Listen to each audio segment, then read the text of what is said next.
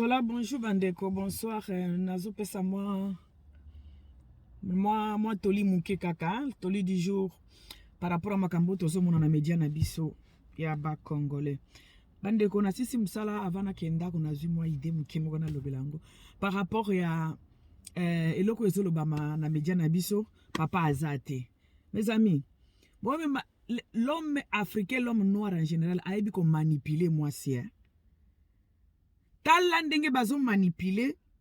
batu soi-disant obayebani na communauté na biso. Ndeko nanga so moni mobali abali yo nanu te bovandi ndako moko te ayena no kobeta kokoko na porte na bino te mais azo tingama yo kaka ke o affiché ye azo tingama yo kaka ke o tie na statut na yo azo lingande a profiter na no autorité na yo azo lingande a profiter na moi éclat na yo wana muke azo linga a profiter na ba moi abonné na yo wana bandeko bakoma ko fouetter mibali bakoma fouetter na ba Facebook na ba YouTube amoni ki oza na moi 200,000 abonnés na yo ayeko luko ki makango azo linga ayeba mibali ebele ya ba jeune ba boy ko pesa ba musicien mbongo po ba bwaka bango po ba yebana ba boy ko pesa mbongo po ba yemba bango na nzembo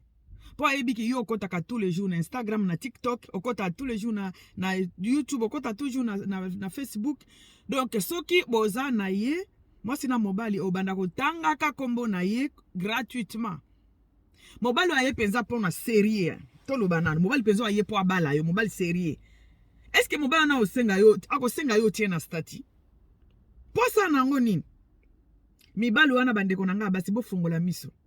so mobali aye akuti ozana moi kamwa succès na yo oyebani na communauté muke eki mobali na komo osenga otiaka ye na ba stati na yo otiaka ye kaka ayeli makambo ya seriete aye ko luka muto afula aye po ayebana na kombo na yo ke bandeko. La manipulation des hommes. Cette personne-là vient te manipuler. Aye ko manipuler yo, alingi ayebana na sima na yo. Ke bandeko. Libala muto alingi yo ya solo, akolinga jamais, obanda ko s'afficha kanaye abali yo nanu te, to a se présenter nanu pa abinote. Mobalo alingi yo ya solo, aolinga kutu te, akolinga kutu a changer o view wana kuti yo nango. Ya ko ganga na ba Facebook na ba YouTube o luka ba abonné o sala ka ba buzoba moi so akute na mobali ya vrai omona moi changement na vie na yo omona peut-être comment kota moi mingité parce que ba video ya zalaki nango wana ibando pese taya osala ba makambo ebele akomi na mutu na kati ya vie na ye akoti mutu na place wana mais mutu aye azolinga siko sa afishaka na ye le monde yango ekomi à l'envers mibali nde bande ko fula basi kala to yebi bato babanda obimi na papa wemba fuli yo ekomi mibali bakomo luka basi nde bafula bango le monde à l'envers le monde à l'envers mibali bakomo ya basi bafula bango bandeko nanga bokeba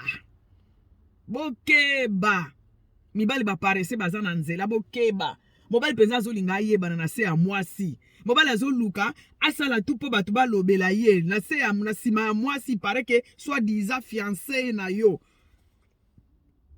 susi na apostaka yo po bato ba mona yo oyeli libala te ndeko nanga muto na okosa yeli libala te muto ayeli yo libala akolinga kutu akota na buzoba na yo te poto obenga ngo buzoba makambo eleka na YouTube na ba Facebook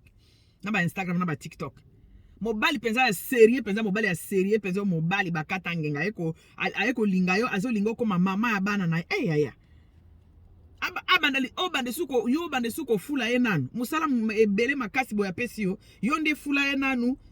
après siko nde ayeko bala yo yaya ayeko luka na yeko yebana ayeko luka succès na kati ya communauté ayeko luka basi ayeko sala pibe na ye basi balinga ye na kombo na yo ke bana kombo na onde konanga mutu ana zo ko manipuler po alingia profiter na kombo na yo oyo eyebana na ndenge ya mabe ya mafinga ye eyebana na ndenge ya bien ozana moi ki autorité na yo na kati ya communauté ozana groupe ya bato no moko boye balinga kayo mais comment mobali ako ebisa yo ke o fula kaye comment mobali akobisa yo otanga kombo na comment mobali ebisa okay yo banda ko tanga kaka kombo na ye bolingo ezate so mobali avandi na yondo bando tanga ka kombo na ye mama bolingo ezate aye ko luka ko fulama wana babenga kango to fulana wana libala te to fulana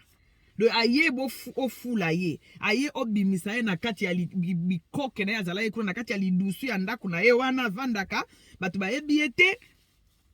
aza parese kobanda ye moko abanda kofongola ya ye TikTok abandaka koloba aprofite na oyo ya yo koyebana keba ndeko na nga keba na mibali ebele